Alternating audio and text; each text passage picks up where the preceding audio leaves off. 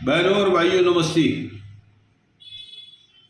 दोस्तों, कल शहर में एक अप्रिय घटना घट गई। उल्लासनगर 3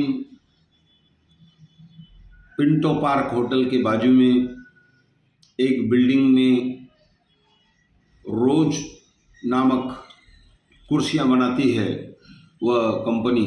मैं कंपनी कहूँगा उसे, क्योंकि हमारे शहर में तमाम कारखाने हैं, तमाम बड़ा व्यापार है, हर चीज़ हमारे यहाँ बनती है। दोस्तों, उस बिल्डिंग में आग लग गई। उसके बाजू में ट्रांसफार्मर था, समय रहते लाइट बंद कर दी गई। कई दमकल गाड़ियां आई, फायर ब्रिगेड की गाड़ियों को दमकल गाड़ी कहते हैं। कल्याण से आई, अमरनाथ से आई, पानी के टैंकर आए, यहाँ की जो अग्निशमन दल की गाड़ियां हैं वह आई। अब प्रश्न ये है कि क्या यह हमारे शहर में पहला हादसा है, आखिरी हादसा है? कुछ महीने पहले हम जाएं तो उल्लासनगर 3 शिवाजी चौक के आसपास एक ऐसे ही मार्केट में जहां पर फर्नीचर रखा होता था उसमें भी आग लग गई थी। कई घटनाएं हो रही है शहर में। मैंने बार बार कहा है कि खुलेआम सिलेंडर जलाए जाते हैं। हमने बिजली विभाग वालों को भी बताया कि ट्रांसफार्मर के नीचे भी लोग सिलेंडर जला रहे हैं। ये सब लोग एक दूसरे पर दोष देते हैं और जब कोई घटना होती है तो गाज इन पर ही गिरती है। तो इस तरह से हमारे शहर में बहुत सारी फर्नीचर की दुकान हैं। मैंने कई बार पढ़ा है हमारे बिल्डिंग के नीचे कई टके प्लाईवुड रखा हुआ है, हम उसको नहीं हटवा पा रहे हैं। हमने कुछ किया नहीं, ऐसा नहीं है। हमने पोल्यूशन कंट्रोल बोर्ड, महानगर पालिका, दमकल विभाग, पुलिस को, सबको पत्र दिए हुए हैं। दोस्तों, हम लोग 14 परिवार वहाँ रहते हैं। उस बात को छोड़कर मैं आगे आता हूँ कि इसके अलावा इस शहर में आप पहले मैं उल्लासनगर 5 से लूँगा।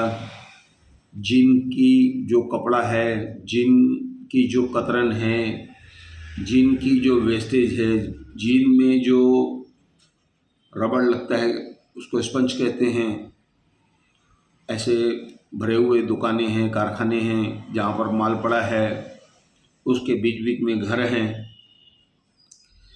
पवाई पर आप चले जाइए, थैलियों के जितने कारखाने हैं वो भी प्लास्टिक है, उसको भी आग पकड़ते देर नहीं लगती है। पूरे घरों को घेर कर कारखाने बना दिए गए हैं, थोड़े थोड़े घर बाकी हैं। फिर उसके बाद हम चलेंगे गजानन मार्केट। गजानन मार्केट के पीछे पूरे उल्लासनगर 1 तक रेडीमेड कारखाने हैं। वहाँ पर भी कपड़ा भरा रहता है, कतरन भरी रहती है। मैंने कई बार वहाँ पर देखा कि किस तरह से कि बिजली की जो तारें हैं वहाँ पर गुच्छे लगे हुए हैं। उसके बाद अगर वहाँ पर कभी कुछ हो गया तो बिल्डिंग एक दूसरे से सटी हुई है, दूसरी बिल्डिंगों को भी नुकसान होगा। और यहाँ तक कि दमकल गाड़ियाँ, आग बुझाने वाली गाड़ियाँ भी वहाँ नहीं पहुँच पाएंगी। जिंदा जलने जैसा काम हो जाएगा। अब इसके बाद थोड़े दिनों में शहर में फटाके आने शुरू हो जाएंगे। फटाकों का एक नियम है कि आपको वह फटाके दुकानों में रखने हैं जहाँ पर आपको लाइसेंस है। और कुछ दलालों की मेहरबानी यहाँ पर होती है कि वह घरों के नीचे किराए पर मकान ले करके, दुकान ले करके सुबह जल्दी वहाँ पर माल को भर दिया जाता है, सुबह जल्दी वहाँ से माल निकाला और रखा जाता है। ये ऐसा होता है ताकि ज़्यादा लोगों को पता नहीं चल पाता है। लेकिन कुल मिलाकर ये जो हमारा शहर है जहाँ पर इंसान की सुनी नहीं जाती है, लोगों की सुनी नहीं जाती, जब तक बड़े नेता न कहें, जान तो दूसरों की जाती है। कल जो कुर्सियों के कारखाने में आग लगी वहाँ पर भी फोम पड़ा होगा, जो गद्दी बनाई रखी जाती है उसको आग लगती है जल्दी से।